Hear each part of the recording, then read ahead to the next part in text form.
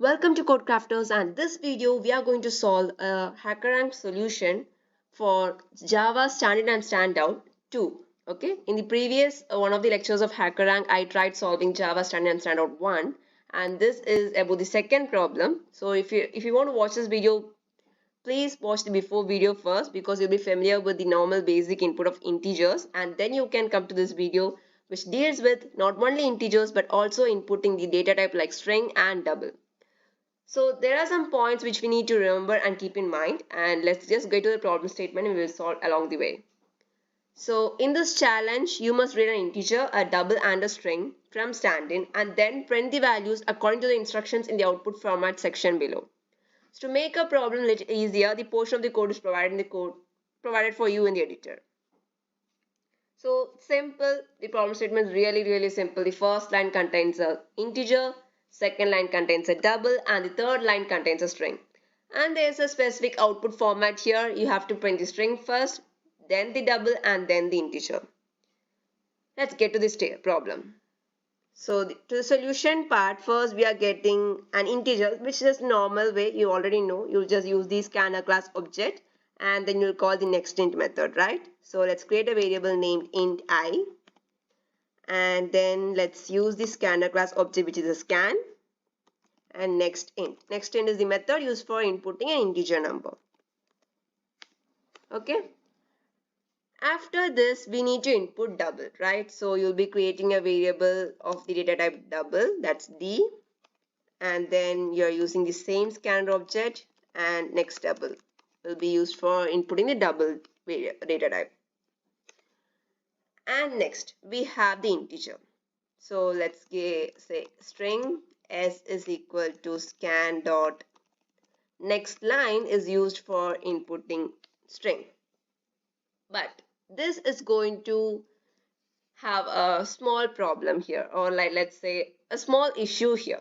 We won't get any errors, but your string won't be read by the program. Why?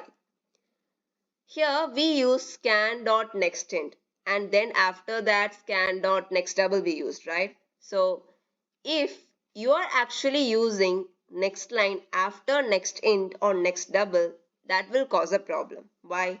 If you are using in the case of nextInt, let me just explain the case of nextInt. So when you use the nextInt method, it will read an integer input, right? And it reads the integer input and leaves the new line character in the input buffer. Buffer is like when you're using these functions, your input will be stored in the buffer until it's retrieved by the program. Okay, so buffer is something like that. So yeah, it will be reading the integer input and new line characters in the buffer, right? So now after this nextInt, you're using the next line. What happens?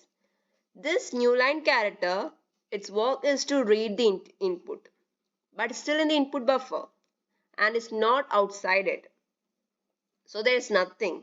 So what happens is, if you leave the next line in the input buffer itself, the new line in the input buffer, then it won't read anything because the program will consider the new line as a line of input. So your string won't be read. So in order to avoid that, what we'll do is we will create a normal scan.nextLine. I hope the issue is clear.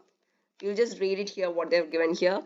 If you use the nextLine method immediately following the nextInt method, recall that nextInt reads integer tokens.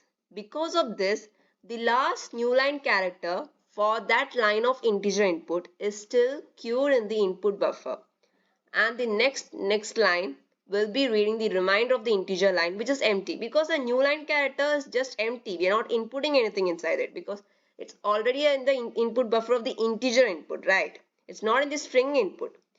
So your string won't be read. So in order to avoid that, you'll be using a empty next line, and then you're reading the string. So now this new line character is outside the input buffer and your string will be read. So now let's try to print all the three things according to the question output format, which is first we need to print the string. So string concatenation, and our variable for string is s. So we are just going to use that. and next is system dot out dot println double, and our variable name for double is d. Next, system dot out dot println int, our variable name is I, right? So we can just close the scanner class. It's a good practice of programming.